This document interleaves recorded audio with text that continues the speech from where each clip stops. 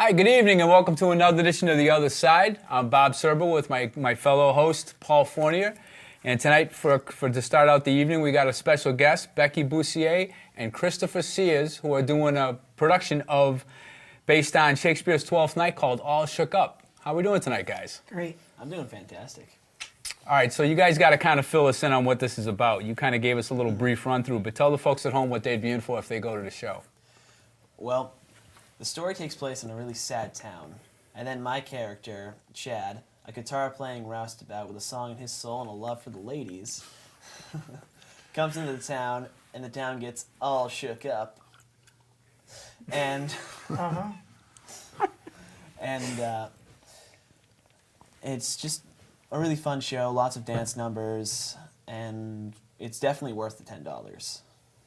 What kind of music you guys going to be doing? I mean, it's obviously going to be Elvis music, but what are some of the hits you guys are going to be hitting? Jailhouse Rock, Come On Everybody, Devil in Disguise. I Can't Help Falling in Love. It Hurts Me. Burn in Love. You Burning can't Love. remember them now. You're going to be able to remember them in the show? There's a lot of them. It's basically a bunch of songs strung together with 2 seconds of dialogue. You know? Just about. Now, Becky, how'd you get started in all this? High school, I was I always liked to sing. I kind of got myself in a little trouble, 7th and 8th grade, thinking I was cool. And the chorus teacher said, "Hey, guess what? You're going to be in the play now, and you're going to be in show choir, and you're going to be in chorus." And then all my time was spent singing and dancing, and then my grades went up, and she got me into college, and that's what I've been doing since then. So my course teacher saved me from a bad path and turned me on to drama, and that's what I do now. So you've actually taken what you've learned and given back to kids that Yes. possibly may or may not Yeah. end up on that same Right. path. I think that's awesome. part of teaching in general. You know, finding something they can be good at and feel proud, and that translates into the classroom. That's awesome. So, All Shook Up is going to be playing when? May 2nd, 3rd, and 4th at the high school at 7 on Friday night, 7 on Saturday night, and 2 o'clock on Sunday afternoon. All right, so we'll make sure we say that a couple of times so people know that. So tell us a little bit about your background and how you got involved with singing and being... Well, I first started acting when I saw my brother on the stage, and I was like, wow, I could do such a better job. All right, wait a minute. Who's your brother? Jesse, but he He's did older? Yeah, he's a freshman in college right now. But What did he continue in the yeah, he stuck more to singing, but he did get better at acting. I'm better. Not as good as But- Chris, though. And I first started singing when the musical my freshman year came around, which was the Conkle Medley, and that's when I was tone deaf. And then when Miss B came to here, I got better, and then over the summer I did a musical in Barrie, and I like to think I'm pretty good now. So you're getting more confidence the more you do it, obviously. You know, Yeah. you get more comfortable being on stage and singing. So what's your brother think of that? Do you tell him that? My brother compliments on me. He tells me to try doing a vibrato, which is, oh, you got your little wave going on. We got to tell them that, you know, that's just not the style of musical theater. It's true. It's not. You got to give us a piece of Elvis. You got to do something for the folks at home because they got to see what they'd be in for when they show Okay. up for this. Baby, you are the spark plug that makes my engine go. Oh, I should mention Chris is also a neighbor of mine, and I know his parents really well, and I know they're very proud of you guys, and of all three of you boys. Becky, you said you came from Southbridge. How'd you get hooked up with doing a Proudy production? Well, I worked in Southbridge for 15 years, and right before we moved to the new school, I said, I was at that turning point. Do I want to change careers or schools? This is the last time I could do it. And I knew Bob O'Brien, from when he was at Shepherd Hill, because I also teach at Shepherd Hill at night, and that's where I went to high school. And he was looking for someone, and I said, well, I'll interview. And I knew they had a theater program already that was established. So he offered me the job, and I took it. It was it just happened. I didn't plan. It just fell into my lap. Sometimes that's the best way. Right. Absolutely. How do you like It is. working with the Prouty kids? I do. I loved Southbridge. I really did. This is a totally different vibe over here, and it's really serious theater. Over there, I had series chorus with a theater class, and that's what I really enjoy about these guys. They're committed 100%. I think we did 5 plays last year. They were running me ragged. It was my first year. We were triple playing. We had a musical. We had the fall play. We did comp show. That was crazy. I just, wanted to give them what they wanted, and they work crazy. We have rehearsal right now.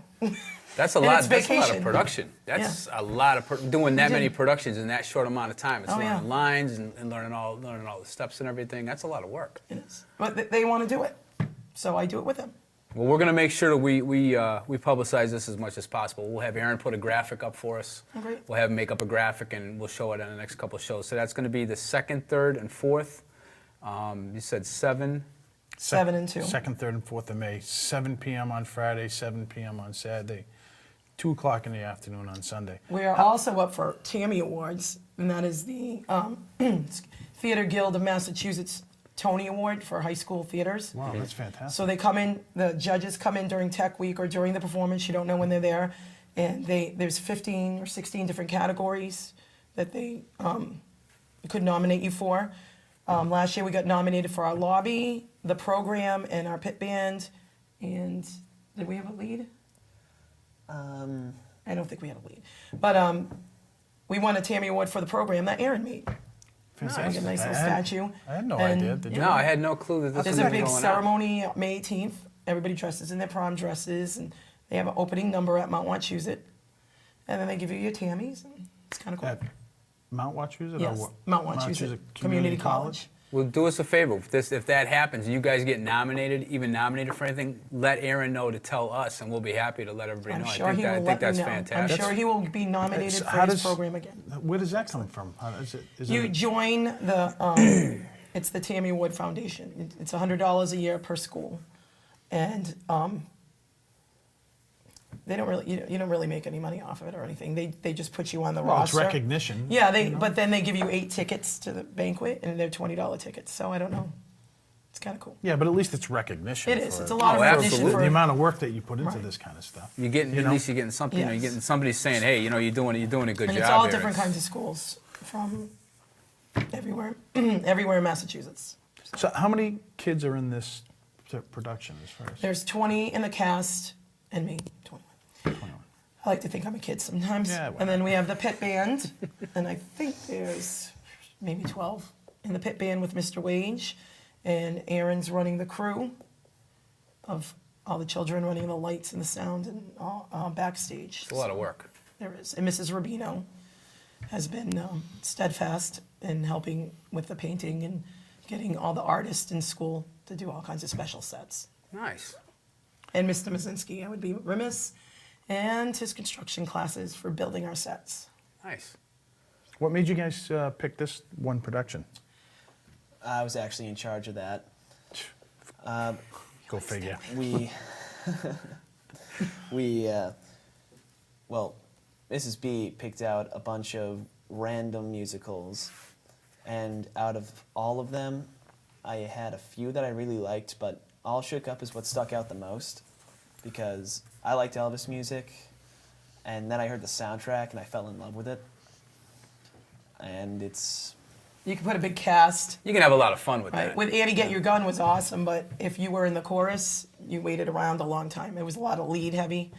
This, everybody's on stage almost all the time. There's dance number after dance number after dance number. My husband's the choreographer. So nobody's Wow. It's like, no kidding. yeah, so that's what he does. nobody's hanging out in the wings. Not, Everybody's not pretty too much much. on Not too stage. much. So, and we started a show choir. I was specifically hired to start a show choir at David Prouty. I'm pretty well known for that, I guess. I am. I could toot my own horn, but I am. And I thought it would be a great idea to help the 3-year plan along if we did a show that had a lot of dance numbers. And it did, because they're practicing show choir right now. So their dancing has improved from last year to this year, like immensely. And it's all big production numbers, so it gives everybody a chance to be on stage a lot. Were you ever in any shows at school? Yeah. What were you in? One Flew Over the Cuckoo's Nest. Imagine that. That fits you Yeah, perfect. kind of hard to believe. You know, it wasn't Randall McMurphy, but yeah, we were. You know, it was more. I was just a bit character, but it was being a part of that and being around that kind of thing. And it's like these are people that were really serious about it. I was the same thing. I had gotten in trouble, and my principal's like, "Look, you're gonna." I know that's hard to believe too. And my principal's like, "Look, you're gonna have to do something as an after school as a kind of a payback." So I got involved with that, and we ended up doing it as a that kind of went into a community kind of thing, and that was a lot of fun. So it was a great experience, and you don't understand how hard the work is that you guys put into this. I did the same thing. It's tough. When I was a senior in high school, it was I played sports. There was a group of us. My school was I graduated from Oxford High School, so when it was time to get pictures taken for the different groups and stuff, there would always be 4 or 5 of us that would go. No matter ski club, we'd go down. They still do that today. Do they? Yes. Well, we went down to the chorus one, right? And again, the guy looked at us and said, "If you 4 jokers think you're going to get your picture taken, that's fine, but you're going to join chorus." And I was like, "Okay, that sounds good." So we were like one of the first 4 athletes, I guess. They called them jocks back then, but that people started making fun of us. Well, let me tell you something. It turned from chorus to the variety show, then we did South Pacific for our show there. I had a ton of fun. It was It's a awesome. good time. If you ever saw our course, it is all pretty much Yeah. I have 4 different. Every quarter, I have a different chorus. Welcome to my world. And the first quarter is always like the football team. The second quarter, it goes by season. Like most of the guys are.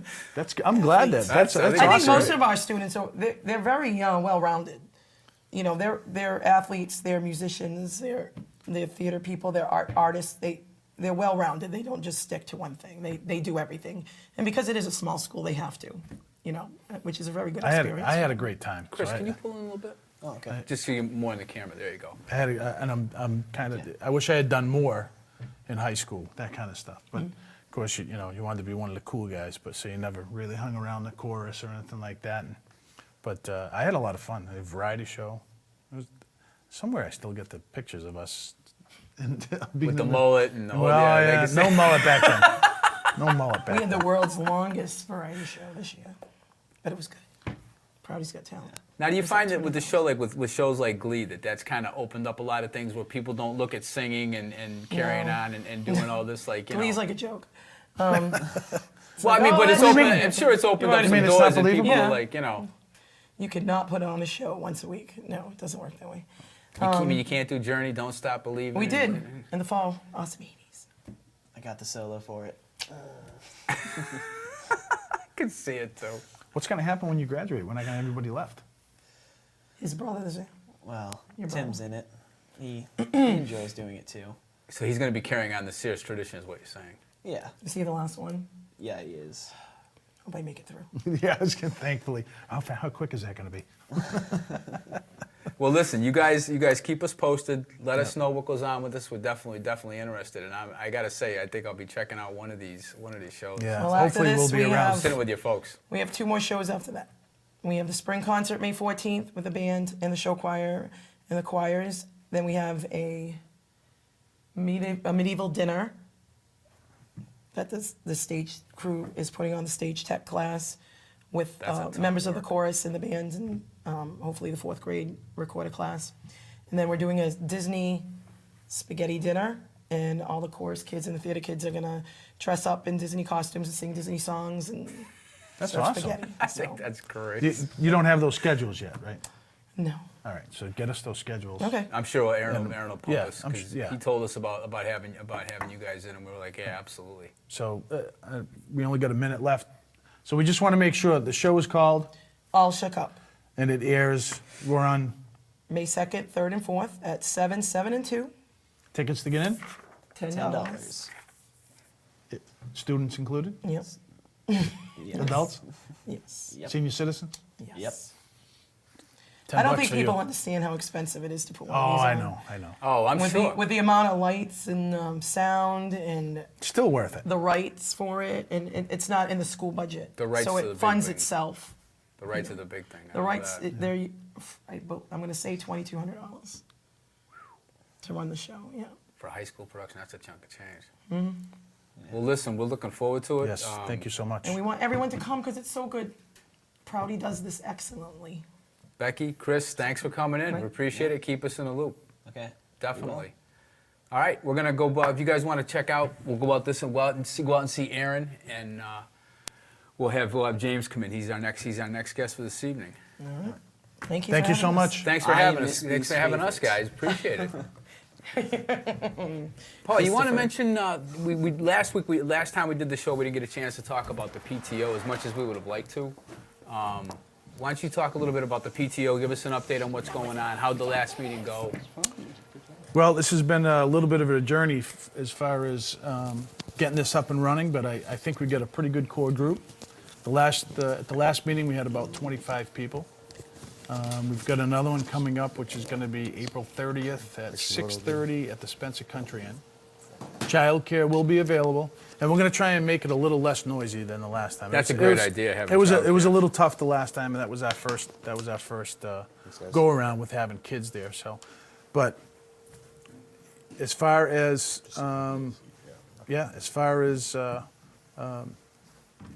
getting people involved and getting the excitement, I think it's coming. I think people have had enough. I think people realize that we can do more together rather than trying to do things individually. I know the individual groups at the schools do a great job. But I think if we have a structured PTO where we get on the agenda, or they get on the agenda, I should say, or the PTO gets on the agenda of every school committee meeting, I think it's going to be a point for the parents and the kids, a lead, I guess is what you want to call it, to try and get a point across that, we've had enough. I don't know what it's going to take. I have no idea what it's going to take for this community to finally say, I can't stand it anymore. What's it going to take for the parents to say, I can't stand it anymore? Let's do something. We need to get together, get this PTO started, up and running. It would be great if we had 300 parents in it. Great if we had 100 parents. We can get more done with more people. We're talking about raising extra money. There's coin drives. Somebody brought that up on the Facebook page. I saw that. I think that's a great idea. That's something you could do a couple of times a year, If you really want to start doing, you can do golf tournaments. There's so much we can do, but you need the structure and the infrastructure of the PTO to get this stuff started. There's successful PTOs throughout this whole state. I did a lot of background stuff, and they have these family passes. And this would be a good, having the show here tonight. Mm-hmm. What happens is some of these PTOs have family passes through the year. So you join the PTO, $5, $10, 20, whatever it is. There's certain levels.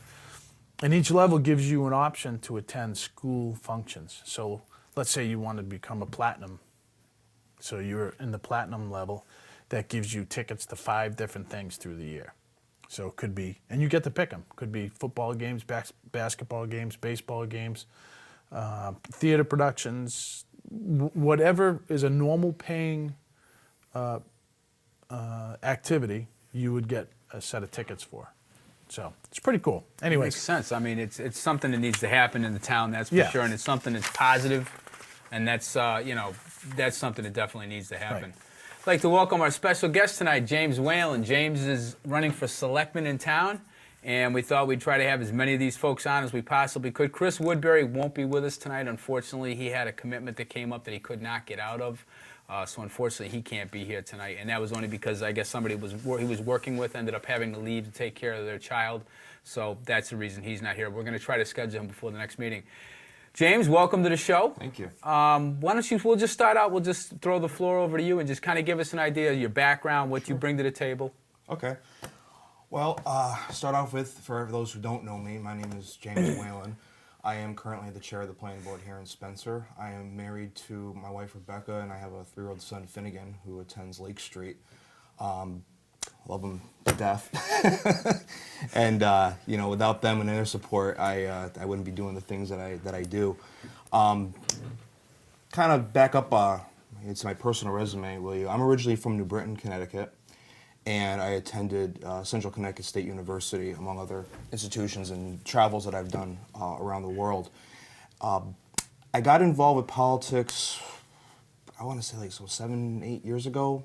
If I'm wrong, someone could correct me at that. And when I moved to Spencer 3 years ago, I still wanted to remain actively involved, so I got involved with the planning board, and I became the chair about 2 years ago now. I became the chair. It's been a very, very interesting journey as far as things go. I've seen how the economic landscape of this town has changed over time, and especially with a bachelor's degree in political science, and you know, you look at public policy, you know, you look at, you know, okay, how are things changing physically, and how does that affect people? How do people feel about that? How does it affect our environment?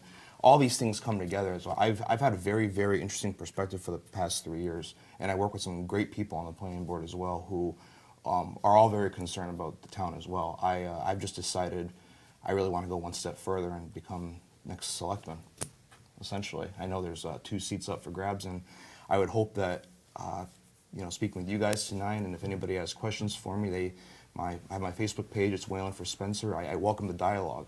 I want to talk with people. I want to know what people's thoughts are, their questions, and you know, especially from you guys tonight since we're here. And if this is going online, and anybody has access to Facebook, by all means, you know, put it up. I like to know what the thoughts are. That's it in a nutshell, pretty much, more or less. That's a good start. We were talking about your sheet earlier. You and I were going over this. Right. What's one of the key things that you think is probably the most important thing to bring about the change you're looking for in Spencer? What would your focus be if you got in office? What would you be pushing for? Everybody has a certain agenda. Right. What would yours be? My agenda is economic revitalization. In other words, bringing business to Spencer, bringing some type of economic activity to Spencer. We have many businesses now already that do quite a bit. But we do have commercial property, especially up by Charlie's Diner and a couple other places around town, where there's, you know, for sale signs. And I look at those spots and I think to myself, you know, we have a lot of solar farms coming into town. They bring a great deal of economic benefit to us. It helps the town budget, you know, among larger issues that we have going on as well, which I'll definitely talk about. But to emphasize the fact, it's like solar farms only give so much.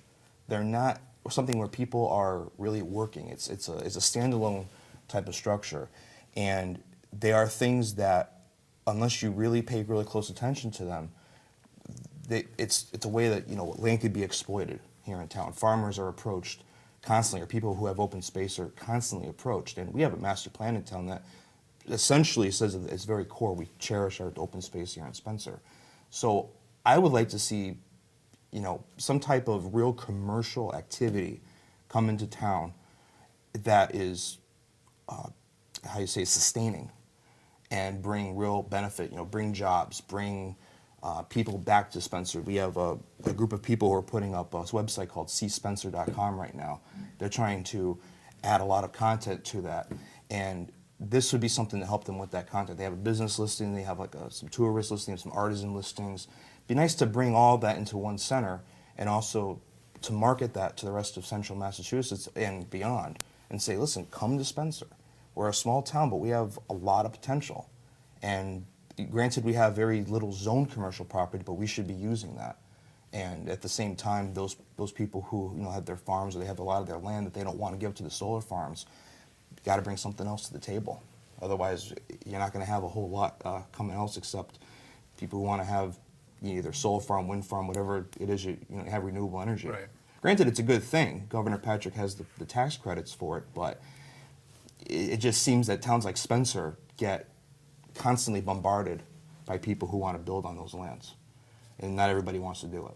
You know, we've seen the controversies in some towns like North Brookfield where it's, you know, it erupted, you know, large public hearings against the solar farm. They get approved anyway because people work it out, but in the end, at some point, it's okay, we've had a lot of solar farms. You have Wilson Street. We have coming up at the Abbey now, a 17.5 megawatt system that wants to get built that we're looking at a pilot on at town meeting as well. And for those who don't know, a pilot is a payment in lieu of taxes, and that's estimated to be about $150,000. That's great, but to go back to the budget a little bit, we need to really bring something that's going to continuously bring something. So back. how many acres does something like that take up? Oh, believe the last count is at least 100 acres, and the way it's on public record right now. It's filed with the planning, the services and the instructional division office down on the bottom floor. The way it looks right now is it's several smaller farms that are going to make up essentially one large interconnected web that's going to be connected to National Grid substation on the Pleasant Valley substation. 17.5 megawatts, that's double the size of the current projects that we have in town right now. So if you think of if anyone knows where the Wilson Street project is, it's going to be at least twice that in terms of its size and capacity. 17.5 megawatts could, I believe 7 megawatts produces power for about 20,000, no, 200, 400 houses. So if you double that, you're looking at much broader expanse of Well, power. I'm talking about the land side. You mentioned $150,000 payment. Right. Is it a one-time payment, or is it a payment every This year? is a payment every year. I believe this one's gonna go for 30 years. They could go for 20. It depends on how long the solar farm stays in commission for. There are decommissioning provisions that the planning board says we need this. We need to know what your decommissioning stage is. It's not something that they're in and of themselves environmentally bad. It's the construction and being careful of your wetlands and other riprap fields Right. and everything else that goes on around. Now, what would you do, James, given the fact that we're looking at an override that we may or may not get? Right. I mean, everybody's aware of that. It's the municipal override, that's one of those situations. What do you do if you get into this situation and you get voted into the selectman? How do you handle that situation if that override doesn't pass? Well, if it doesn't pass, we're already looking at a bare bones budget. Obviously, some of my own personal proposals that I would like to hopefully implement will probably have to be put on hold. That I know for a fact. I know a lot of this is kind of a pie in the sky type of deal. One thing that I would definitely want to do is, first of all, rather than just arbitrarily say, okay, we have a budget that's been put in front of us as an idea, and what are we just going to continue to cut? I first want to hear from everybody. I want to know how people view their services in town. We get that a little bit already. The department heads have brought their budget concerns to the selectmen. They've had hearings on this, the whole 9 years. But this kind of brings me to another point that I was actually going to bring up at the end. But one thing I like to do is hold office hours for residents to come. I haven't seen office hours in about a year and a half posted up outside town hall. I don't remember last people who Tony did Pepe that. was doing it at one point Yeah. when Tony first got on. I know Tony was doing it. And I think part of the reason he stopped doing it, and I could be wrong on Right. this, but I know that the reason a lot of the state reps and even Senator Brewer stopped doing it was because it just wasn't, Nobody showed up? nobody was showing up. I like to advertise it. I definitely want people to come by and tell Oh, me. he was what at, they are were their advertising. concerns. It's like anything else. It's like get people to come to it. And I don't get me Right. wrong. I think it's a great idea. And when I talked to Tony about it, I said, I remember stopping in and seeing Adam Gaudette, and I said, what are you doing here? And Tony goes, I'm doing office hours. I go, how is it? And he goes, Well, it's the Is same it old, now? same old. People don't get involved until there's a reason to get until involved. there's a problem. Till there's a problem, and then they want to fix it, and then they go back, and then they go back into their hole, and then they come out. It's like the It's like the groundhog. groundhog. I mean, dealing with something like the override, to really, hit the nail on the head is essentially say, look, this is our town. Unfortunately, there come situations where we have to ask ourselves questions like this, and it really becomes a question of what do you, cherish as far as your services go. We're looking at, and I know Adam has made it very, very clear that not only is it going to be workers at town hall that get severely affected, being possibly brought down part-time status Oh, to absolutely. 3 days a week, but you got to ask yourself, these particular services, how do they impact you? And I think Bill Shamuth, he was at the Finance Committee public hearing for the budget, and he put it really, really well. I mean, in a nutshell, he essentially said, look at what your public services do for you, and ask yourself, should we continue to fund these? His answer was yes. He brought up the fact that at the parks, especially up at the the Lake Street Pond, you're going to have people where, I mean, yeah, you could get rid of lifeguards, but what if something happens? You still have to send police up there. You still have to send the ambulance up there. You still possibly send the fire department if a fire breaks out.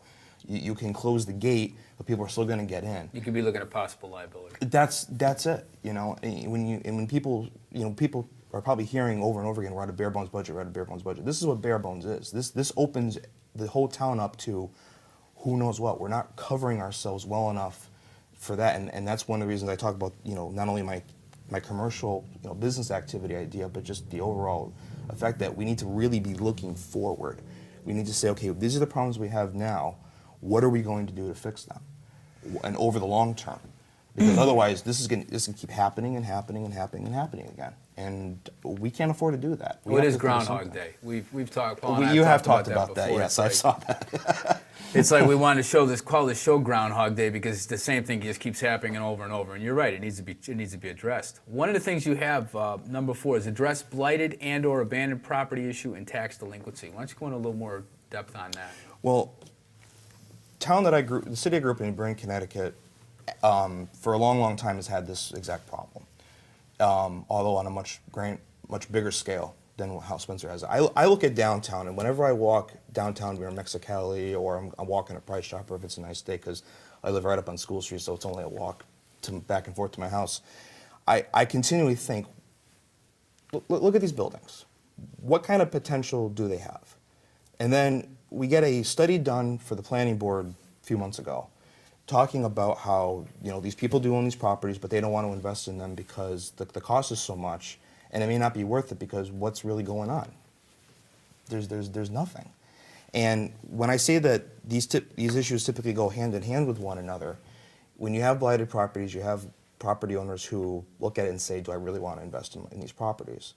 And it's a tough question because they, you know, in their mind, they might be thinking a number of different things. Can I do something with this property? Or now my tax bill is so much, I don't know if I can continue to hold the property. And all these things come up. And rather than continue to look at these properties and wonder what's going on and continue to have a statistic on tax delinquency or whatever it is that we have, even though it's very low, we still have a rate. And I don't know if these buildings, you know, what their status is at the moment, but you can look at these and say to these, you know, these people own the property, I like to work with you. We like to do something. What is it that you're looking for in terms of trying to move forward? And just ask these questions. I don't know if they are being asked, but I want to ask them, whether it's somebody else or you know, or a group of people who want to ask these questions and see what's going on. We're looking at this right now with the Sundin block.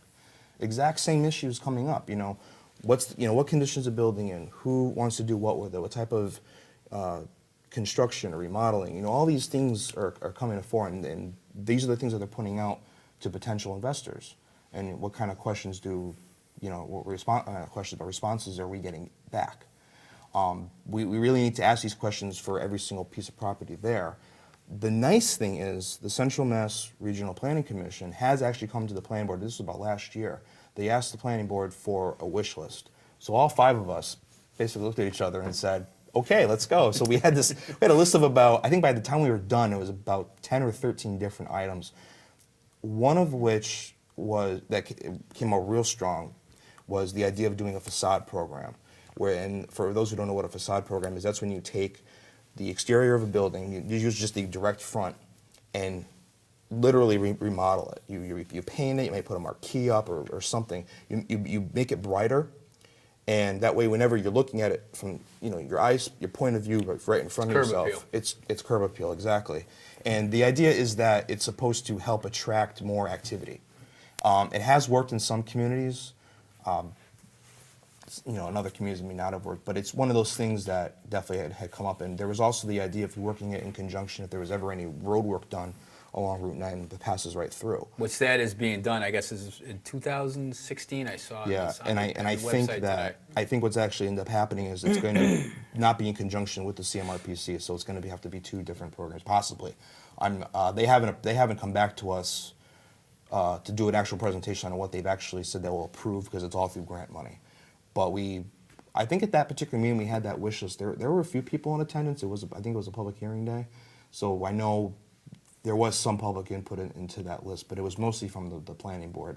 And they took the list and went on their merry way. And when they bring it back, well, they'll bring it back. I'm not sure when that's going to be. Let's see what happens. But it's not only just Spencer that's going to be part of this. It's going to be all of Central Mass communities. So essentially, you're taking a list of 10, 13 items and then telling us, well, out of these 10 and 13, this is what we could feasibly do.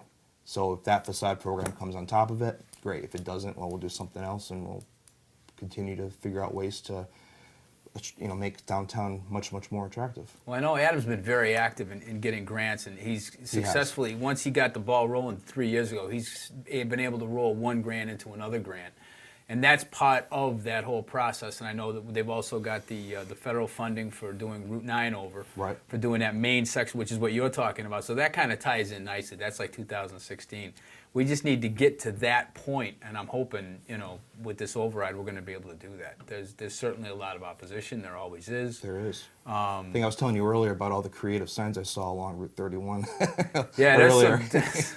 I saw those Monday. To the person I- who put those out, that they're fantastic, by the way. I think they're awesome. In all seriousness, I think it's creative. I really do. Well, this is I think the people in this town have an uneasy feeling as far as any type of overrides go. That's true.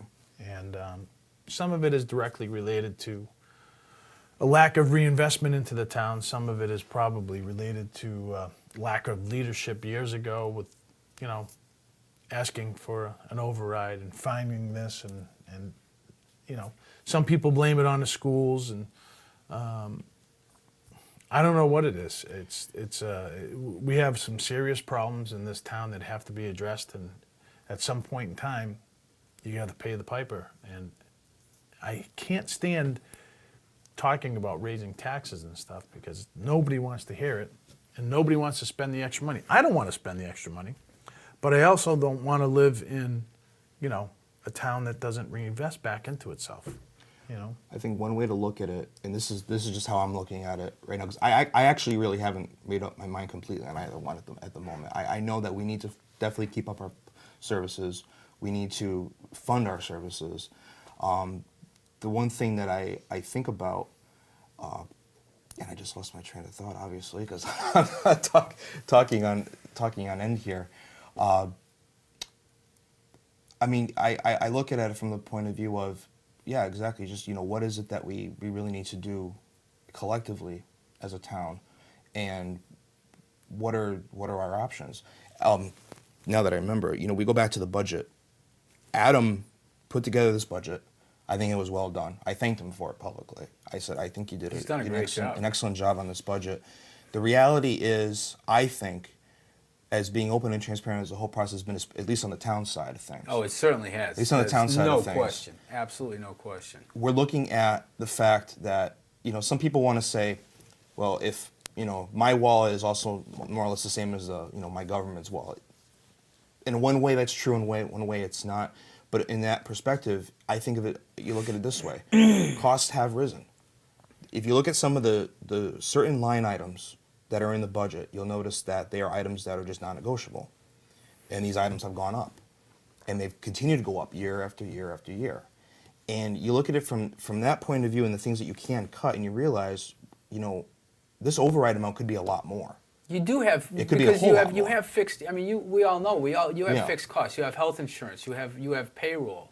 You have certain fixed costs, and those are certainly not fixed costs. They're Yeah. always, and they never move They're in the fluid. opposite direction. Exactly. They're fluid. And part of what I'm seeing, it's like in this town, and I saw this on one of the Facebook sites. I think maybe it was Spencer Bulletin Board I saw it on, because we kind of monitor all the sites, and I know you do too. Yeah. And I'm reading it, and one of the gentlemen had said, I can't believe they're raising fees at the transfer station. Transfer station hasn't had a raise on their fees or their sticker prices in 12 years. 2002 was the last time. And unfortunately in this town, and this is almost an ingrained habit in this town, is we have a low tax base. And you know what? I don't have a problem with that. I didn't move here because of it. I moved here because it was a good quality of life for my family. The tax base being what it was, okay, that time I didn't know that much. We just bought the house. I'd never dealt with that before. But in moving forward, you have to say, if somebody's squandering money, that's one thing. That's a different story. In 2008, there was an override, and sure enough, they found the money, the exact amount, the 1.2 million, they found afterwards. That puts people on edge. So I understand the past history predicts future performance, and that's just the way that is. But you have to look at this. Adam, the department heads, and to a large extent the selectmen have drilled people, department heads. I mean, I've been to almost every single budget hearing and listened to everybody lay this out. I don't think you could be more transparent than they've been. One thing that I know for a fact is I decided to, because by nature I'm a researcher because I went to grad school, so I have this idea in my head of, well, let's do some comparative analysis. It's not only Spencer dealing with this problem. It's absolutely every not. single community, and that's why I gave you guys, and I'm going to post this on my page as well on Facebook. My proposed draft proposals is that this is what I want to look forward to. We can't realize every single year saying, well, this will happen, this will happen, this will happen. Every community is looking at, or hopefully is looking at ways of how can they do things a little bit differently. How can they change things a little bit differently? And I would like to start that conversation. We can start it now. We can start it after May 13th if we want to. If I'm selectman, I like to have that conversation ongoing. This is something that we need to address as a community. I mean, I have my ideas. I think they're fantastic. But if somebody else has something that they think might work, I want to know about it. I will gladly bring it to the floor. Don't keep it a secret. Yeah. Yeah, I would love to know about it. I'm not sure, because again, I've only lived here for about 3 years, but in my experience, I know that in many communities, it's very customary for people to go right up to their legislator or write a note or an email or a Facebook post or something. And I would like people to feel comfortable with me to do that. I'm not going to belittle anybody. I'm not going to tell you, well, that's a ridiculous idea. No, I want to know what you think, and I will bring that to the fore, and have for discussion amongst the other 4 selectmen. Say, what do you think about this? I don't have to put your name to it if you don't want me to, but I'm serious. I mean, I have 4 pointed proposals, all with a bit of a plan to them. But if somebody's got something else, I want to know about it, because we got to do something. This is our community. We need to bring forward something to the table that could be a game changer. And I hope that that's something I could, people can understand, that I really feel strongly about. I'm a big believer in democracy. We have a representative system. I took 4 years of, and plus grad school studying public policy and administration. What works is when you have communication between everybody. And that's something that, as a general idea, I like to bring. Well, to we my know campaign. that's seriously lacking in some parts of the town. I'll change that. Raise my hand first. First Well, one. it's funny because I went to the last selectmen's meeting, and of course they're going over the budget again, and they're going over, they were going over different options. And Donnie Berthman brought up a really good point, and because him and John were kind of going back and forth over the meals tax issue, which I personally think is a great idea. I don't have a problem with that at all. It's a painless tax. It's what they call a luxury tax, as you guys know. I mean, it's one of those things where we're talking 37.5 cents on a $50 bill is not going to make or break a restaurant or a consumer. But having said that, Donnie was talking about the department budgets, and he started going back and forth, and he was listing off departments, and almost every single department was, with the exception of public safety, was operating at or slightly above or slightly below the 2008 levels. We're talking 6 years ago. Wow. Now, 6 years ago, there was fat to be trimmed. I will not deny that. And there was issues with some of the stuff that was going on, and there was too many people there. Now, I mean, there was a list that we've got on here. State aid cuts. In fiscal year 2008, the town received $2,859,000 $2 in state local aid. The revenue quickly dropped in fiscal year mid-9. Bottom line was by 2013, we've already lost $751,733, or 26% of our state aid. And then you go to local aid. That's dropped 28%. Rising costs of assessments, rising costs in pension liability. It's no 2.5 overrides for the last 6 years, which I think speaks to the select board, I think, trying to take care of business. I mean, this isn't something that happens overnight, and you don't whittle down that overnight. But when you run up against the wall, and people are like, well, how come we're having an override? Well, look, we could have had this override last year. In October 26th, when that got shot down, and it got defeated twice, and the bottom line was, they were $700,000 short. Now we could either had the override then for the $700,000, or what the selectmen tried to do was look at, let's pony up the free cash, which they had their back That's against the wall. Not a good idea, but It wasn't a good idea, and they said that at that time. They didn't want to do it. But what was the alternative? And they wanted some time to come up with an idea, and they did. And I think, it's the devil you pay now or the devil you pay later, as far as I'm concerned. That's just my opinion. But by pushing that down the road, gave them the time to open up the books. I mean, this has been a long and arduous budget process. And I wish that the school committee and not specific, and the administration had gone to the same lengths of laying bare the bones of what this budget should be like. And I think that's probably been my biggest bone of contention with the school side. But the town side, you can't deny these guys haven't laid everything out there. I mean, Mary Baker Wood was even going to the point of saying, we have a person who spends X amount of hours. I mean, it was tedious, but it had to be done because they didn't leave any, there was no imagination. There was no, geez, I wonder if we have any fat left on this, there's any meat left on this bone. There was nothing. I mean, if you really want to get to the point where you really want to put the austerity axe down, I mean, I don't know.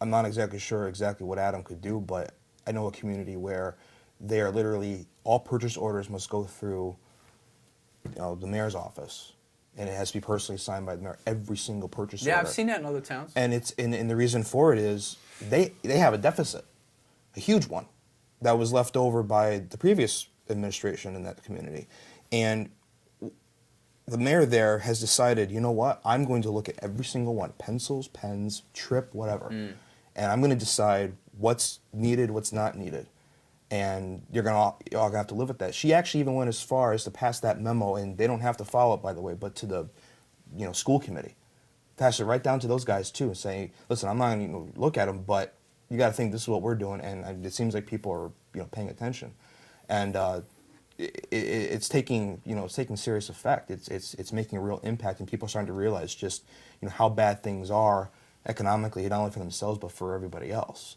When the mayor is saying, if you want, this is probably extreme, but if you want one pen, I want to justify it essentially. I want to know why you need it. Obviously everything's bought in bulk, but and they even gone to the point of maybe possible centralized purchasing. I mean, these are the types of things that are happening because they need to. Otherwise, you're going to dig yourself deeper Well, into a you're hole not and going to get out. survive. I mean, you, Paul, and I talked today. Shrewsbury, Massachusetts, has one of the better school systems, has always been fiscally a very sound town, $5.5 million override. Yeah. And we're not, and I hate to tell folks this at home, we're not the only town having trouble because you're seeing, I mean, but look at the cuts I've talked about.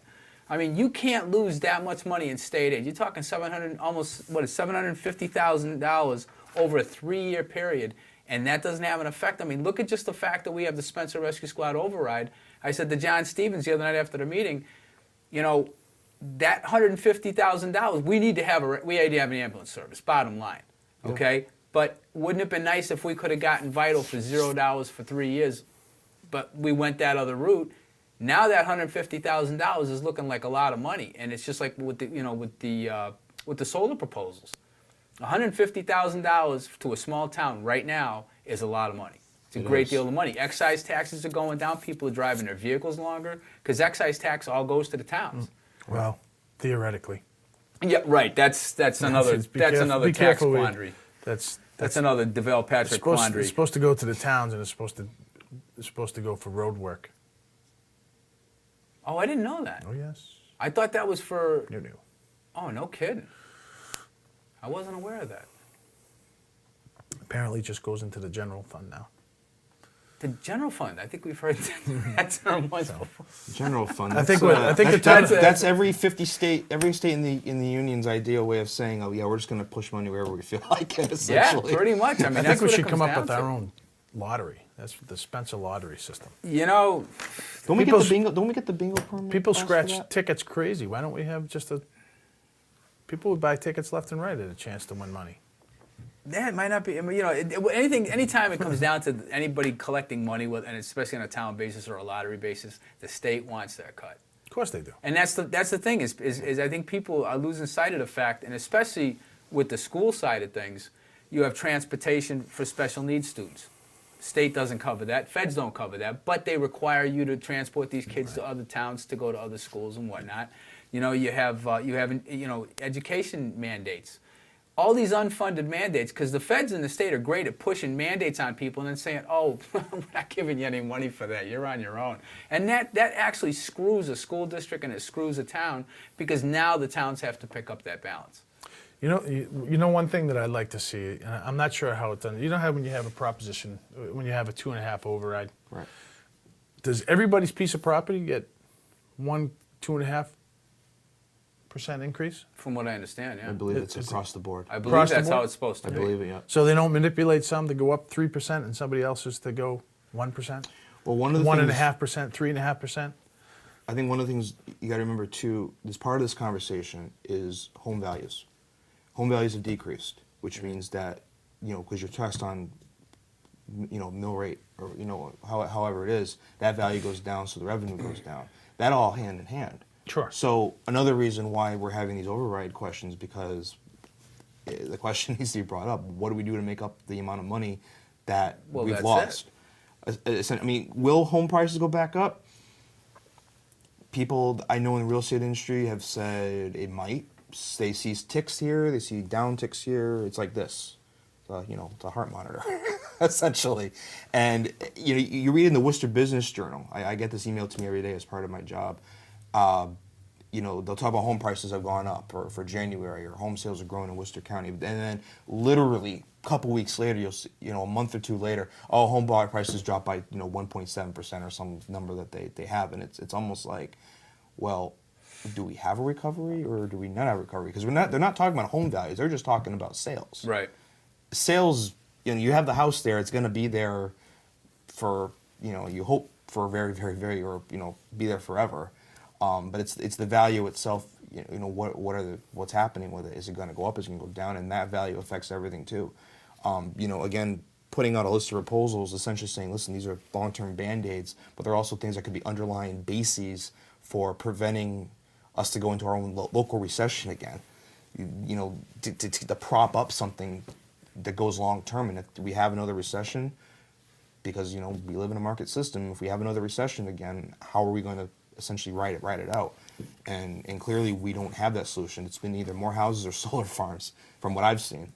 Or, you know, people having, you know, A&R plans, or they're selling off their lots, or they're rearranging it for family trusts and wills. I mean, that's all I've seen for 3 years. That I'm I've been seeing a on lot the board. of real estate transfers doing exactly that, $100, you know, so you know this is what's being set up, and people are just trying to prepare. I mean, they're doing all sorts of crazy lots to kind of get things going. I mean, they'll say, you know, for some people will come up and say, oh yeah, we're just, you know, what they say A&R, it's approval not required plans for your borders around here, for those of you who don't know. And it's just a way of saying, okay, well, this is how we're drawing out the boundary now. And it's almost like, well, some of them are a little kooky. You have to look at it a little while and say, well, I don't know what that is, and that's a little off there. And you have to have the surveyor literally, you know, with a pen or chalk, like, you know, school teachers saying, well, this is what that does. And you're just like, I still don't get it. But it conforms to, you know, land law, you know, which is a conversation that's happened at the state level before. We had a debate on the planning board about that. But, you know, all things being equal, these are the things that come up. Well, People it's figuring out. frustrating. It's frustrating for people in the town because I understand people are like, you know, we really can't afford to have our taxes go up. You can't afford not to have your taxes go up. I mean, when these guys are talking about, you know, when the select board is talking about, look, these are the cuts we could possibly make, and somebody's like, oh, they're threatening us. No, threatening us was in 2008 when Peter Adams got up in a debate against Dr. Steve Bobolis, and they started talking about, you know, public safety, and we're going to have to lose a cop, and we're going to have to close the library, and it was crazy. I mean, it was just, and then to find that money come back into the budget 2 weeks later, because Carter Terenzini, the former town manager, hid the money. You know, that's not the case this time, and I can't stress that enough. It's like, you know, I've watched this very closely. I think everybody on the town side has done their due diligence. People have taken wage freezes. People have paid more into health care.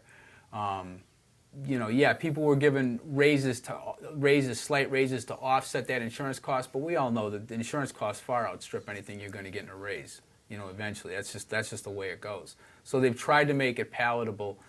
You know, there's not at this point there's not enough you can do. to try to do anything short of having an override. And I'm not one to see my taxes go up, but I don't have a problem with my taxes going up if I know where the money's being spent and I know it's being spent in a wise manner. And I believe in this case it is. And that's just one opinion, but I believe it is. Part of the conversation I don't think we even touched yet is the fact that we've already touched our rainy day fund once already, and Yeah, that's done. that's the thing. Adam has made it very, very clear, and I absolutely agree with him. Is that if the override doesn't pass, we're looking at going back into our cash reserves. For those of you at home who are trying to wonder, what does that actually mean? Well, it means yes, we have a reserve of money. It used to be about a little over $1 million. Now it's less than that. And what ends up happening is you take that money, and yes, you could probably cover a shortfall. But here's the problem: if the town has to go back, let's say there's a disaster, flood, big flood or something really terrible happens it goes comes to the selectmen, and now the decision is, okay, how do we take care of this in the interim before whatever money gets back reimbursed, or if it ever does by the feds, if you want to quote them in quotes. What happens is that you then have to borrow that money, and bankers and rating agencies like Moody's and Standard & Poor's are going to look at Spencer and say, well, what do you have in reserved assets What's your in case you borrowing cover capability? this? Absolutely. And the answer is going to be, well, we had to use this to cover a budget past couple of years. Lots of empty buildings. I mean, it comes down to the point that I believe the very bottom you can get, where it's basically non-investment grade bonding, which is basically the credit card of the town. It's like a triple B minus or something like that, I believe. I believe we're near the top right now. Yeah, we've had a pretty good rating right along. But in what spite people of all understand this. is that if you don't seriously look at this and say this is a fiscally prudent measure to possibly consider, you're going to see that drop. And then if we have to borrow money, you're going to look at the budget again and say, well, why do we have such a big hole in our budget now? Well, our debt service costs X amount of money. We have to pay that. That's like your credit card if you default on your credit card, it goes from 9% to 30%. That's exactly what happens. Right. It's simple banking. And that's part of the conversation I don't think has been brought up enough yet, that people have to really, really understand. Yes, the money's there, and you can go up and down and say, well, to take it from the rainy day fund. Yeah, okay. But if we need to borrow money, you're going to look at it and say, oh, why have my money's gone up overall? Or why has the state come over to take the budget? Well, that's your answer. That's the reason why. We've got about a minute and a half left. Final thoughts. Well, my final thoughts are, I would like to, obviously, I like to be your selectman next year. There's 2 seats up. I would like to occupy one of them. I want to work for the people in Spencer. I hope I've convinced everybody enough that I do understand what our issues are, what we're faced with, and that to be up there, I'm a listener. I want to listen to everything first before I make up my mind. I mean, people on the planning board will tell you, yeah, he's usually the last one to speak up.